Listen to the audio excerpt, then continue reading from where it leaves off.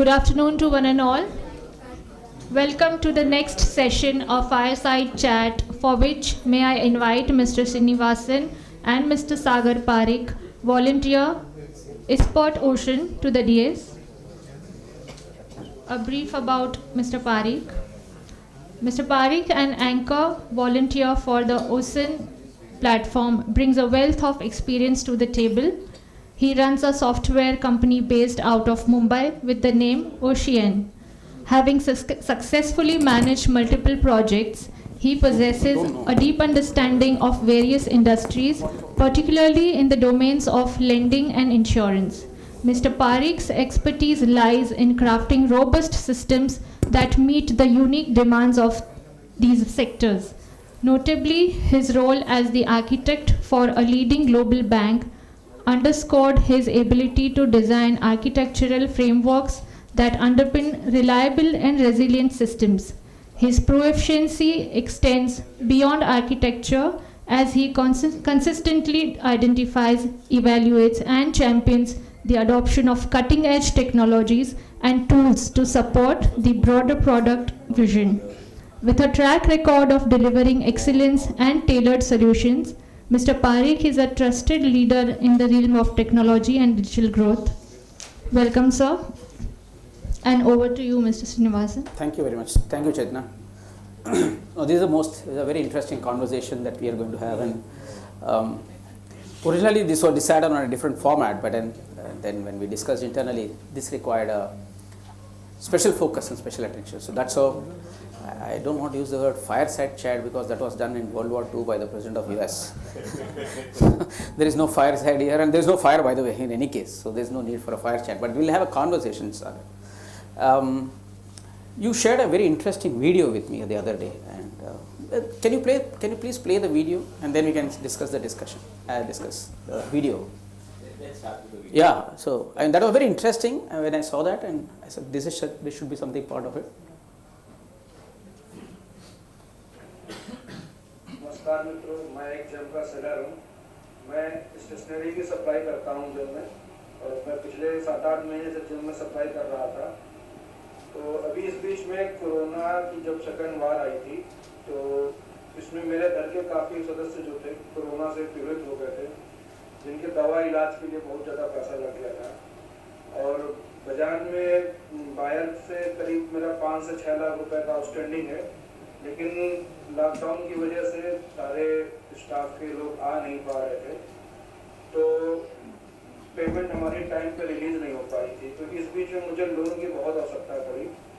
तो ऐसे ही मैं एक दिन अपनी जेम की प्रोफाइल को एक्सेस कर रहा था, तो मैंने उस पर देखा एक नया फीचर्स दिखा, जेम सहाय का। तो दिमाग में उत्सुकता हुई कि इसके बारे में जाना जाए। उसके बारे में मैंने यूट्यूब, सोशल मीडिया, इंटरनेट वगैरह में देखा। ज़्यादा उसमें जानकारी नहीं मिली मुझे, तो मैंने जो जेम के मैनुअल थे उनको पढ़ा, उनको स्टडी किया। तो उसमें ये था कि हमको जो परचेज ऑर्डर मिलते हैं, उस परचेज ऑर्डर के बिहाफ पे बैंकें हमको लोन कर सकती हैं। तो जब ये देखा तो ये मेरे लिए यूज़फुल था, तो मेरे लिए बहुत क्यूरियोसिटी बढ़ी कि मैं देखता हूँ उसको क्या है, कैसे इसको यूज़ कर सकते हैं। तो मैंने जेम सहाय के बारे में नेट पे जब देखा तो कुछ नहीं मिला। तो एक जेम की टीम के सदस्य ने मुझको व्हाट्सएप पे मैसेज किया कि आप जेम सहाय के बारे में इंटरेस्टेड हैं। तो उन्होंने बकायदा मुझे व्हाट्सएप पे ब्रीफ करके भेजा कि कहाँ से मैं इस ऐप को अपने मोबाइल पे डाउनलोड कर सकता हूँ, कैसे मैं इसको एक्सेस कर सकता हूँ। अभी ये ऐप कुछ ट्रायल बेस पे है, तो इसमें कुछ टेक्निकल समस्या थी, तो लेकिन वो प्रॉपर मेरे व्हाट्सएप पे कनेक्ट रहे। उन्होंने मुझको सारे रास्ते दिखाए कि कैसे मैं अकाउंट को क्रिएट कर सकता हूँ, कैसे मैं अपने पोस्टर ऑर्डर को अपलोड करते हुए उस पर कैसे लोन सेंक्शन करा सकता हूँ। तो बहुत ही छोटी सी ऐप है और बहुत ही कन्वीनियंट ऐप है। मतलब ये एक प्रकार से डूबते को सहारा है हमारे से छोटे वेंडरों के लिए, क्योंकि इस कोरोना महामारी में पैसों की बहुत दिक्कत है कि हम अपने ऑर्डर सप्लाई नहीं कर पा रहे टाइमली, क्योंकि मेरे पास। So Sagar, this is a typical MSME, very relatable. relatable to me as a consulting firm, relatable to a lot of MSME people here. While his is a stationery and things like that, but I'm sure this is a story for a lot of people. And he talked about an interesting app, and you have been talking about, and you talked about OCEN, Ocen, whatever way you talk about. What is this Ocen? What is this animal called Ocen? So before I start on Ocen, I'll just have a word on Ispirt. Okay. Ispirt is a voluntary organization. We are a bunch of volunteers, about 150 or so, working on different initiatives. One of them being Ocen. Okay. What we do is we believe in orbit change projects. So UPI came out of it. We build ecosystems, we build technology, and then we hand it. So we are a bunch of no greed, no glory volunteers, right? So apart from Ocen, I have a day job, and it's not just me. There are a lot of other volunteers who, during their daytime work, and after that we try and implement something which is for the nation. I mean, that's what we know and that's what we can do for the Interesting, nation. very interesting. So, Ocen is one such effort. Ocen is attempted to solve the MSME problem, okay, the MSME lending problem. And while everyone on stage will come and tell you, and most institutions will say that we want to do MSME lending, this will happen, this is a new scheme, this is a new initiative, the fact of the matter remains that MSME lending is not profitable. If it is not profitable, they won't lend, right? That's the fundamental Absolutely thing. I think you hit the nail. Everyone understands profit and loss here. If it is not profitable, they will not lend. If it is profitable, they will call you 10 times and give you a loan. It's as simple as that. Most of you will not get loan for your business, but they would get at least 20 calls during the JFM month for personal loans. Most of the phones are silent, so they are not answering the calls, but otherwise in any case there are calls. So there are a bunch of problems. I think we at Ocen, what we are trying to do, we are not a fintech, we are a voluntary organization. I and no other volunteer is going to get paid for this. We won't even claim glory for this. And I run a business full time myself. Right? Okay. So I understand what credit is and what credit problem is. I mean, just to tell you, and I don't mention this on the same stage I mention Ispirt because we kind of isolate it from our work. I myself don't have a credit line. I struggled during the COVID days to do that. So Okay. I can relate to everyone in the room, and I'm not a banker who's going to talk about it, or I'm not a fintech who's going to talk about saying we are doing this and this will solve the problem. Right? Okay. So we will talk about problems and we'll talk about possible solutions to that.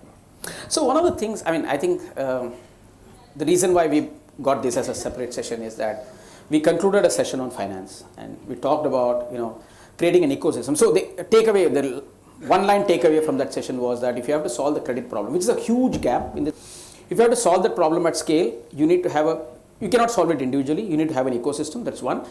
And digital is the way to go to solve the problem at scale. So those are broad understanding.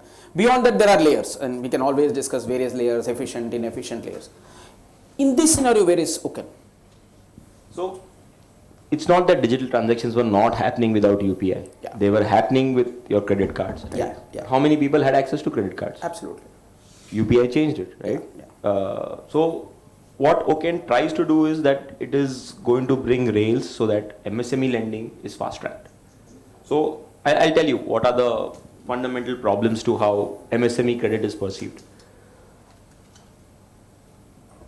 If you look at anyone's 3 years balance sheet, how many percent of GST paying MSMEs will have 3 years of upward trend in their GST? Trend, yes. Upward, I can't show. So 3 years trend. If you are going to use that as a yardstick for giving credit, what is the coverage that is going to be there on the credit? Absolutely. So the fundamental problem is, right, so let's look at an analogy here in terms of insurance. So say if I was a 60-year-old and I asked for a 10-year insurance policy, health insurance policy, and you were the insurance underwriter, would you give me a 10-year underwriting policy? If I'm in Japan, I will. Otherwise, not. If I come back and tell you that I will supply all my health records for the past 20 years and see how healthy I've been eating, will you still give me a 10-year policy? Unlikely. Will you give me a 10-day travel insurance? Good chance. Without anything, right? I can just chance. book with my flight a travel insurance. What I'm trying to get to is that no amount of data is going to change the risk. If I am a business owner, I don't know what is going to happen with my business in the next 18 months. How can a banker predict what is going to happen with my business? Absolutely. Right? Absolutely. So the answer is that you got to look at credit in a very different way. So the answer to that is very short-term, cash flow-based lending. Sure. Let's take it a step further. If I tell you that I have an invoice with a AAA company, Invoice, which is GST paid, and you can look at my relationship with the same company with my bank statement and my GST data, and that invoice is worth 10 lakhs and I am asking for 5 lakhs, will you give me? Absolutely. Right? So the answer to risk perception is that reducing the tenor changes the risk perception about the loan. The unfortunate thing is, Yeah. either if you are looking for a business loan, you are going to get a 1-year working capital loan, a working capital limit, or a 1-year loan, term loan, right? If you ask for a 2-month loan, will you get a 2-month loan? Yeah. Usually difficult. Why is it difficult? Because I'll tell you, it's straightforward maths, and you can read more about it on the Ocen website, right? If a lender typically who's going to make 5% margin is going to acquire a 50,000 customer, right? If I want 50,000 loan and 5% margin is there, for 3 months, what is the interest income? Yeah. It's just not profitable. It's about 1250. My cost of acquisition, cost of servicing, cost of compliance, cost of underwriting exceeds the 1250. Sure. So I'd rather look as a banker or an NBFC, I'd rather look for a 20 lakh customer because I'm going to serve that person manually. Ocen is giving rails to solve this thing. So what you saw is a video is from one of our pilot. It's on the GEM platform. GEM would be the government e-marketplace. I don't know how many of you are suppliers and sellers on the government e-marketplace. It's a simple way of giving credit. GEM is a bidding platform. So government PSUs put out their request there, and there are sellers who bid for it. Once you won a bid, right, you would go ahead and use a PO to apply for finance. Your POs are shared with 8-10 lenders in real time, so you don't have to go to bank 1, no, bank 2, no, bank 3, no, bank 4, no, and then bank 5, yes. Let me get this correct. PO, not the invoice. PO. Okay. It's shared in real time with 8 to 10 banks and NBFCs, so lenders, right? Lenders as a general term. The assessment of the credit does not happen on my bureau data because a lot of them would not have, the shopkeeper would not have a bureau data there. It happens on the alternate data supplied by the GEM platform. The GEM rating, the number of successful orders completed in the last 12 months, the value of orders, number of disputes, and the value of disputes. The underlying philosophy being that if the lender needs to assess whether the borrower will be able to complete the next order or not. As long as the borrower is going to be able to complete the next order, is going to get paid by the government. The government is not going to default on their payment. The second thing, I spoke about reducing the cost, right? If the buyer was in Andaman Nicobar and it was a 50,000 rupee loan, you think anyone would make effort to go and collect? The cost of collection would supersede the EMI, right? So what we did is we put something called as a collections control mechanism in between, where the money from the government buyer will not go to the borrower directly. In case of PO, if it's financed, it will go to a escrow account. The escrow, the platform will settle the money with the lender and the residue goes to the borrower. Now this is a profitable engagement. In fact, I'll tell you with data, right? We have from one of the lenders, right? They were good enough to share our data with us. So a lender from a borrower from Andaman Nicobar, he took about 68 or 69 repeat loans in a very short span, worth 27 lakhs. The lender is sitting a small NBFC out of Jaipur. The borrower is sitting in Andaman Nicobar, and transactions happening smoothly. So this is the promise that Ocen brings to the table, right? Making lending profitable for the lenders, there is no dearth for demand. As long as it is profitable for the lenders, it is going to be solving the problem. So let's get the math right. We talked about a lender making 1250 rupees for the 50,000 loan for a 2 month. What would this translate in an Ocen platform for the lender? So in the case of GEM, right, we have collections cost as negligible because there is no collection agency working. Okay, so that is removed. Okay. You have no onboarding cost, right? So typical way the lending works is the DSA model, where a DSA will furnish leads, they go through the funnel and eventually some X% converts into a loan. The X% who converts into the loan bears the cost of the rest. Sure. Right? In this case, the GEM acts as a borrower agent, and I will come to a borrower agent in a while. They serve the application in real time, so you are not getting a lead. The banker is getting a application, a loan application, fully qualified loan application, against which they are giving an offer. So my cost of acquisition is zero. GEM is not charging any lender for the money there. Cost of servicing is negligible because it is a digital only process. These loans are processed in typically 3 to 5 minutes.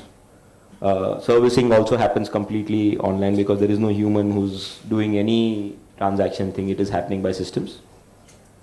And with the latest version of Ocen, what we try to do is bring down the cost of compliance as well, which means the reporting to RBI and the whole thing. So we are doing things, and it's very technical, not probably useful for this audience, so I will not get into the thing of it. But apart from the platform cost, there is no interaction cost, is what you're saying?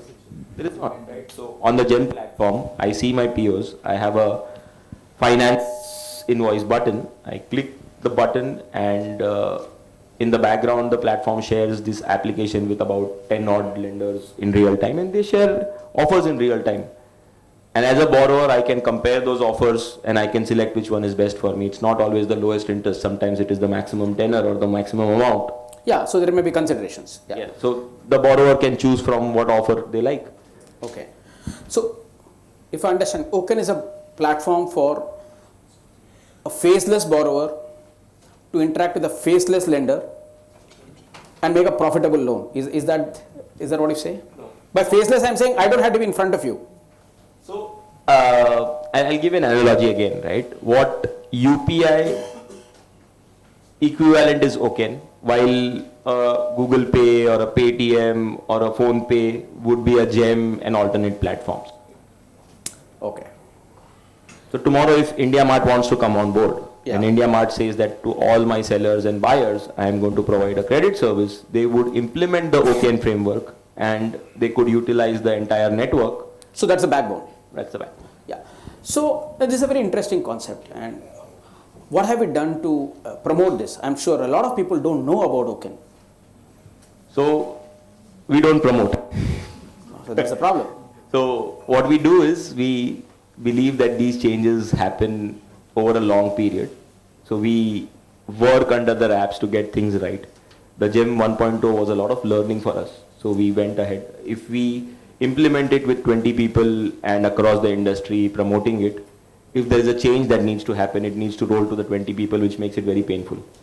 So we work under the wraps, we kind of get it implemented. When we feel it is ready, we roll it out to bigger engagement. So today there is one such launch that is happening.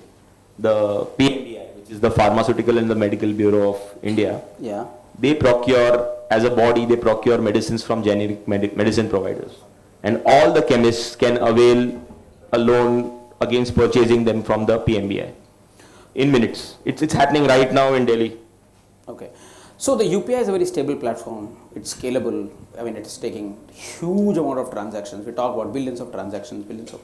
How stable is Ocen today? I mean, is it still in the sandbox stage, or is it in the trial stage, or is it on the implementation stage? It's not in the sandbox stage. So the first version we implemented, the first pilot, which was GEM Sahay. The second pilot, Mr. Gupta, he mentioned GST Sahay, right? GST Sahay was tested under the RBI sandbox. It is on the Ocen framework. The invoice example that I gave you about a AAA company belongs to GST Sahay, right? So that's in partnership with SIDBI. So that should be launched. I would not give any timeline, but very, very soon. We are working, so that was phase 1, phase 2. Now we are working with a lot of private borrower agents, and I spoke about borrower agents, and I will come to borrower agents when we are just after this question, to launch it, right, on their own platforms where there is a lot of transactions happening. So if you certainly see, when we talk about a PO, the weightage of underwriting goes from a balance sheet to an information, which is a transaction, saying as long as you can fund the transaction and you can collect the money out of the transaction, just like government collects TDS, which is because they would not go after every salary provider to collect TDS, they would deduct it at source. This is basically collections at source. Yeah. So that's where we are at. So a lot of, I would not give names, but a lot of fairly big players are integrating it, and we should see You want action to talk soon. about borrowing agent. So in the mutual fund space, a lot of mis-selling was happening before. Yeah. I don't know, people know that we had a split where you had a distributor agent and you have a PFM, right? We believe a similar role is required in lending. A borrower agent will work for the borrower, possibly take some proceeds from the loan transaction, saying that some fees for getting a loan, versus a DSA who's going to go and work for the lender, saying that, okay, I'm going to get X commission. They don't care about the borrower because their source of income is the lender, right? To fix that, why is it important? GEM platform is a borrower agent. Right now they are not charging their film. They are a government body. They want to help MSMEs. But if a private entity were to onboard it, say a Zomato would help their restaurants get loans, they would charge a small fee and a restaurant is happy because A, they are getting it digitally, it is very painless. C, they would negotiate for better loan rates because they are sitting on a wealth of borrowers, and any lender would be very excited to go to that bigger cohort. Like, we have done a lot of open houses in depth. They are mainly technical from a ecosystem, lending ecosystem, not from a borrower perspective, but they are available on YouTube. You can search and you can go through them. But one of the lender, he says that and they are an NBFC. They say that I am lending at a good 16% outside, and on GEM I am lending at 12%. And still making money. And still making money. Okay. So all the benefits of what I am getting through the framework. It's a thought process, right? I mean, it's not a platform, it's an API which people can implement, integrate. They are passing it on to the borrowers. A borrower agent can negotiate, saying that your max cap of giving me an offer should be X to be on my platform, because now they are no longer getting compensated from the lender, they are getting compensated from the borrower. So they are going to negotiate on behalf of the borrowers. So essentially you will have borrowing agents proliferate Ocen. Just as a GPay or a PhonePe proliferated UPI, you will have XYZ people who are proliferating this. Yes. Any ecosystem change requires a new player. Yeah. So, okay. Any ecosystem change requires a new player. Like the consent managers that we see. So like I mentioned about reducing the cost of underwriting. So I'll just give a sneak peek of what happens today. If you share your PDF on an online journey, it goes through intermediaries and they implement something called as OCR, and they extract the banking data out of it. It costs anywhere between 60 to 100 rupees depending on what it is. On a DPI, which is account aggregator, where you can link your bank accounts and share your bank account data to a lender with consent, it is going to cost 5 to 7 rupees. It reduces the cost Significantly. We are working with bureaus to implement a soft pull API, which is a little cheaper for the borrower as well. So a bureau pull would cost significantly less by making that 1250 rupees profitable. And that's the underlying process. And these are the fixes that are required for lending, MSME lending to uptake. So essentially, just as UPI solved the problem of payment, Ocen is going to solve the problem of industrial credit and payments. Yeah? Is that the broad understanding? Is that right? Yes. Yeah. So people will have to wait for one of their borrowing agents to be on the platform to benefit from it. If you are in GEM, no problem. But if you are selling it to, say, I'm an MSME, I'm selling it to large corporate. So like in the morning we had, buyers from large organizations, Siemens, Mahindra, Tata Chemicals, L&T coming and saying, these are our requirements. So I'm supplying only to L&T or Siemens. How do I benefit from an Ocen? So thank you for asking that question. right? So it's very clear that a borrower agent is going to change the way MSME credit is perceived and make it profitable for the lenders, right? And that's why fintechs play the role, Absolutely. right? They do the job, and a lot of fintechs will eventually become borrower agents. What I feel, because you are a trade body, you have interesting cohorts. As long as you have a big enough cohort, you can give collection support. So we have a philosophy that one more problem that is there is that we have a product problem in MSME lending. It's only two products, right? Like I mentioned earlier, it is either working capital or a term loan, 1 year working term loan. None of which are applicable if you're an MSME, which you have a little unstable business, which means not unstable in the real sense, but your balance sheet does not have a 3-year upward trend, right? What we feel is there are a lot of new products that will come in, and that's why we've introduced something called as a product registry. And again, I will not get technical into it, but as long as you have an interesting product, a product would qualify into 4 categories. A T1, most of the lending that is happening is T1, which is type 1. T simply stands for type, which is saying that you get a working capital loan. Where you use it, how you repay is unknown, right? A T2 lending is slightly better, where it's more anchor driven or supplier driven financing, where you know that the money is going to go towards buying inventory or something of that sort. A T3, what we call, is going to have more of a gem kind of a loan, where the money is given freely to the bank account, but the collection is tapped in. What we feel, a lot of T4 lending, which is saying that the end user is also specified and the collection is also specified, Okay. will make sense, right? So as long as you have a platform or you have some sort of a way where you can do a T4, maybe it's a small cohort of buyers, a small platform, and Ocen APIs are fairly straightforward. You can get a TSP for not much cost, you can get them implemented, you don't have to build a whole fintech around it and do these things.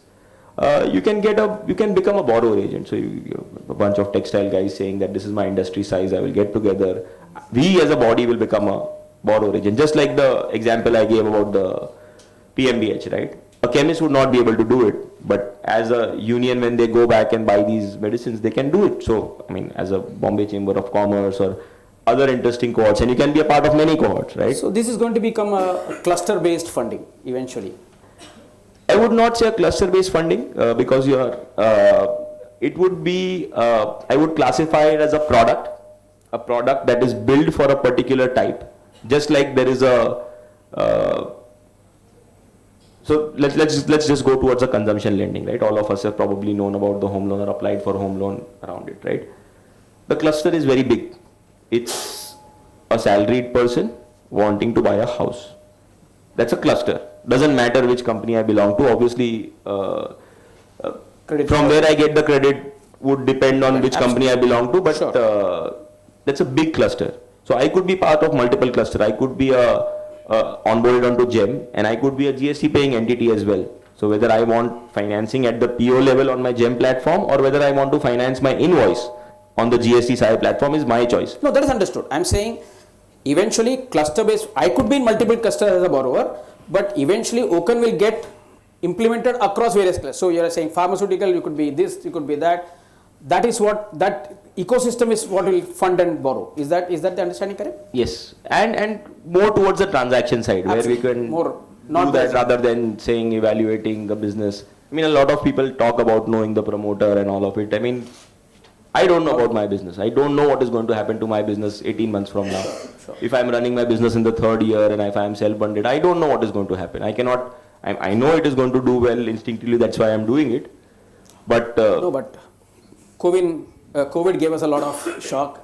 Black outside of COVID also, no one can guarantee, Anything right? can- Tomorrow if there is a war breaks, I don't know what is going to happen, right? So no one knows what is going to happen. My health deteriorates as a promoter. You don't know what is going to happen. So this is transaction based, low risk and low But cost. as long as my GST, I have paid a GST and I have an invoice which As is long as- gone to the payment and I have, Hygiene it can factors. be triangulated with my banking statement saying that I have a thing, I can get funded on that invoice. Yeah. I'm going to get that money. It is rather than looking at the past to predict the credit worthiness, you look at the future receivables to predict the credit worthiness. So one gets a sense there's going to be a lot of innovation and new products, new innovation on the Ocen platform.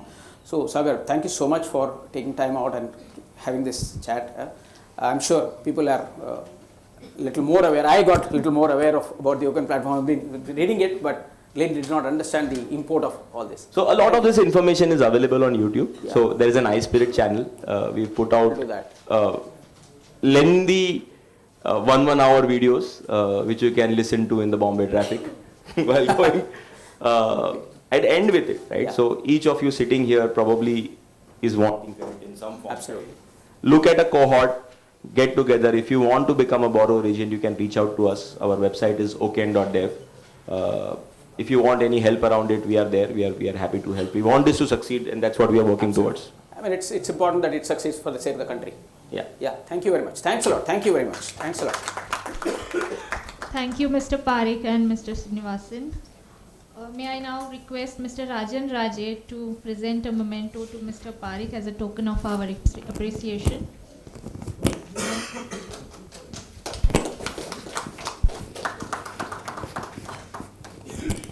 Thank you, Mr. Rajan.